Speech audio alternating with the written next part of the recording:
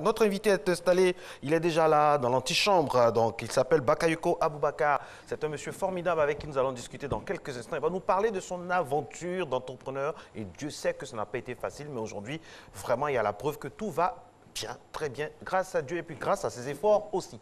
Alors, nous arrivons à la rubrique entrepreneuriat et nous recevons avec beaucoup de plaisir Monsieur Bakayoko Aboubakar. Il est prix du jeune entrepreneur de l'année 2018, prix de la meilleure innovation du CIETA 2018. Il est passé sur plusieurs chaînes de télévision. Aujourd'hui, nous le recevons avec beaucoup de joie. C'est le roi de la noix de cajou. Il est avec nous, avec bien sûr ses trésors. Monsieur Bakayoko, bonjour. Bonjour. Alors, qui est M. Bakayoko au-delà de ce qu'on a dit là? C'est une aventure qui a commencé quand et comment? C'est un ingénieur qui a rêvé, un ingénieur industriel dont la passion, c'était de fabriquer une machine. Et le meilleur secteur, c'était de fabriquer une machine pour un produit qui est assez important pour la Côte d'Ivoire. Et déjà, en tant qu'étudiant, on a commencé les premiers dessins de machines à l'INPHB de Yamoussoukro. Et cette passion, elle est restée durant toute la carrière et on a fini par démissionner après 5 ans d'activité pour essayer de mettre en place des machines pour pouvoir transformer les noix de cajou de Côte d'Ivoire.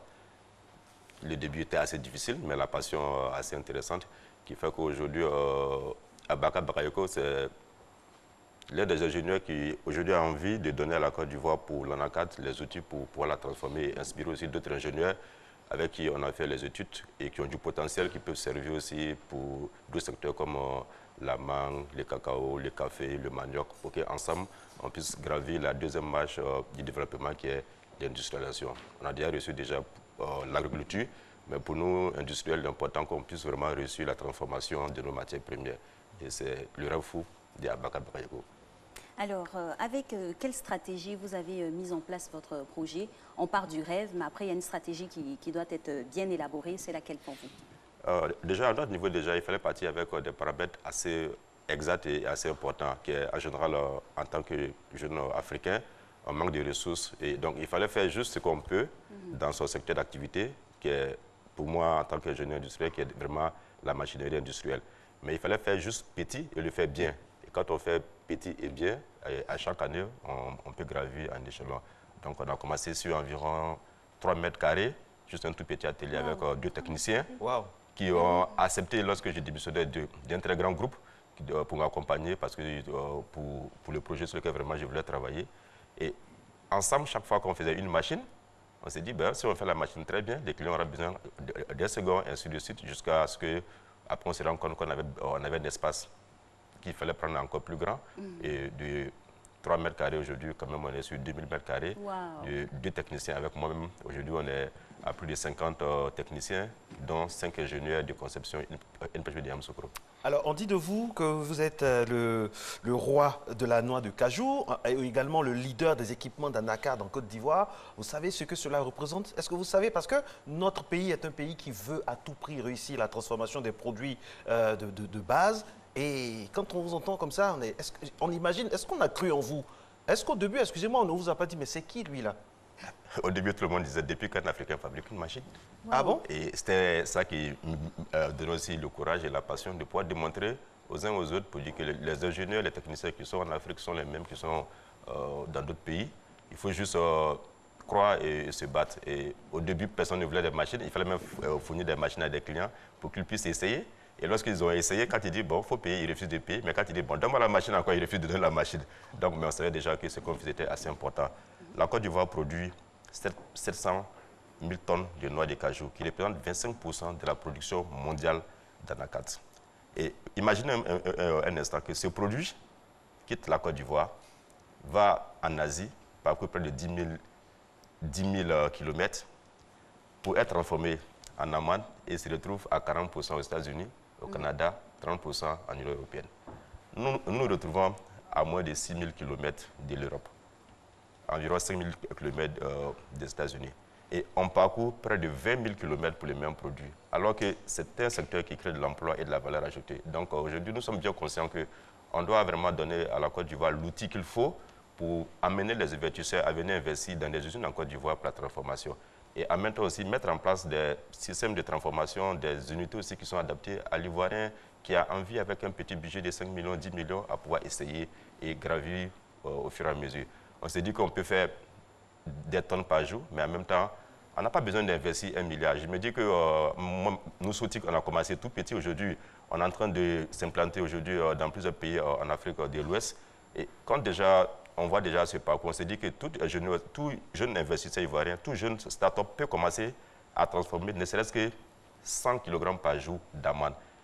Au bout de 10 ans, il pourra faire 1 tonne par jour, il devient vraiment une grande entreprise. Donc en même temps aussi, c'est pour susciter aussi la création d'emplois et d'autres investisseurs dans le secteur de l'ANACAD. Il faut qu'ensemble on puisse transformer l'ANACAD de Côte d'Ivoire, qui peut permettre déjà d'augmenter le PIB de la Côte d'Ivoire d'environ 1%. La valeur ajoutée que l'ANACAD compère actuellement, c'est près de 500 milliards de francs CFA. Et je pense que si on a 500 jeunes entrepreneurs, chacun qui fait un chiffre d'affaires de 1 milliard, ça permet vraiment de créer vraiment un développement partagé vraiment au niveau de la Côte d'Ivoire. Ce serait l'idéal. On parle de chiffres et on va y rester. Donc, quel a été, vous, votre apport de base, votre financement pour démarrer? Au début, on n'a pas eu de financement. Je me rappelle, la première fois qu'on a déposé une demande dans une banque, on ne l'a même pas traitée. Et c'était juste pour 1 million de francs CFA. Wow. Donc, mais en même temps, on ne peut pas arrêter un projet. Nous disons que dans un projet, il faut que la stratégie de financement elle réside même dans le projet. Parce qu'il faut aller avec des paramètres. Les paramètres, lorsqu'on est jeune, on n'a pas de moyens, on n'a pas de financement. Mais on ne peut pas s'arrêter, il faut avancer. Parce que si on se dit, on n'a pas de financement, on s'assoit. Mais personne ne va avancer. Donc on s'est dit, bon, OK, s'il n'y a pas de financement, il faut que nous-mêmes, au niveau des Sotic, les deux techniciens qui étaient avec moi, c'est moi, on accepte de faire le meilleur sacrifice, c'est de pouvoir vivre avec le minimum et faire le meilleur travail, le meilleur service. Serrer la ceinture au départ. Il faut serrer la ceinture. Alors, M. Bakayoko, est-ce que vous avez réalisé votre rêve en tant que jeune ou en tant qu'entrepreneur? En tant que jeune, mon rêve, je l'ai réalisé, mais je me rends compte que le rêve, on ne peut pas le réaliser. Quand on était encore étudiant, on se disait que lorsqu'on a un emploi avec un bon salaire, on serait heureux. Et quand je travaillais, j'avais, en tant que directeur technique d'une très grande entreprise, et je me disais, lorsque j'ai une maison à Abidjan, des voitures, On a réussi. j'ai reçu. Et lorsqu'on commence la transformation de la cadre, les équipements, après on se trouve avec des maisons où on rêvait d'avoir des maisons. Où on n'a jamais imaginé avoir une maison, on peut dormir là-bas, on peut avoir des parcours dans tous les types de véhicules. On peut voyager en business dans tous les pays aujourd'hui. Les banques peuvent vous appeler. Tous les banques vous appellent. Maintenant, et puis, ça va, maintenant, les banques vous appellent et puis tu dis à la banque, je suis occupé, mais il faut passer la semaine prochaine. Et c'est en ce moment que tu te rends compte. Bien envoyé. Et c'est maintenant que je me rends compte que le rêve, on ne peut pas le réaliser parce que le rêve n'est plus encore à Bakayoko. Le rêve maintenant, c'est comment faire pour que dans chaque village de Côte d'Ivoire, les producteurs puissent avoir des ressources supplémentaires.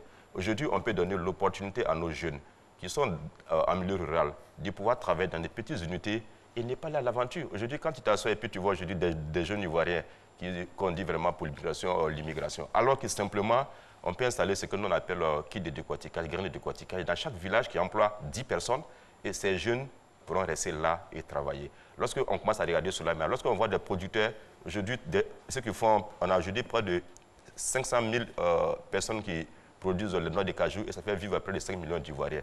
Quand on voit aujourd'hui leurs produits, souvent ils sont sous la main, ils n'arrivent pas à exporter, on se dit tant qu'on n'a pas réussi à les amener à avoir ce produit et à avoir de l'argent, on ne peut pas réaliser le rêve. Le rêve pour moi aujourd'hui, c'est dans chaque village de Côte d'Ivoire pour installer une unité de décortiquage à capacité coopérative qui va employer 10 personnes. Ça fera 20 000 emplois créés en Côte d'Ivoire et permettre de transformer à 100% le noix de cajou. Le jour qu'on va pouvoir arriver à ce point, nos rêves, on pourra vraiment l'atteindre. Et amener tous les ingénieurs aussi de Côte d'Ivoire, pour environ 10% qui ont fait vraiment des études dans des écoles de spécialité, d'accepter pour le café, le cacao, la mangue, le manioc, vraiment de mettre en place des outils. En tout cas, vous projetez sur plusieurs autres cultures. Alors, pour votre cas particulier, quelles sont vos perspectives et les attentes vis-à-vis du gouvernement pour pouvoir notamment faciliter les actions et puis, dans le cas de la transformation, aussi vous aider pour grandir? Il y a 10 ans, on était sur 3 mètres carrés. Aujourd'hui, on est sur 2000 mètres carrés. Aujourd'hui, 2000 mètres carrés est insuffisant pour Sotic. Donc aujourd'hui, nous souhaiterons vraiment, au niveau du gouvernement, d'aider Sotic à avoir un espace d'environ 5000 mètres carrés, parce que l'attente, les commandes que nous avons aujourd'hui, dans l'espace qu'on a, vraiment, on a du mal vraiment, à pouvoir vraiment travailler aisément. Et en termes de perspectives, nous sommes en train d'ouvrir Sotic au niveau de la Guinée et du Sénégal, Parce que pour nous, la Côte d'Ivoire étant le premier producteur de l'anacate, il faut que ça soit le siège du premier équipementier qui doit accompagner la filière anacate. Et cela va permettre aussi à la Côte d'Ivoire de pouvoir donner une stratégie globale à la filière anacate africaine. Il s'appelle Bakayoko Aboubakar, mesdames et messieurs. Vraiment, c'est le roi de la noix de cajou, leader des équipements d'anacarde en Côte d'Ivoire. C'est vraiment une vraie fierté d'avoir sur ce plateau un concitoyen, un Ivoirien comme nous. Voilà, on ne rêve pas, c'est une réalité et ça va changer. Nos pays auront la possibilité de la transformation des produits locaux et ça va nous rendre grands, comme on dit. Merci infiniment. Merci, monsieur et Bakayoko. félicitations à vous pour tout ce que vous faites. Et on espère qu'à travers votre témoignage, des jeunes, ça va susciter en ces jeunes-là des vocations et aussi aux autorités également pour mieux vous aider. Merci beaucoup à vous également d'être à Matin Bonheur.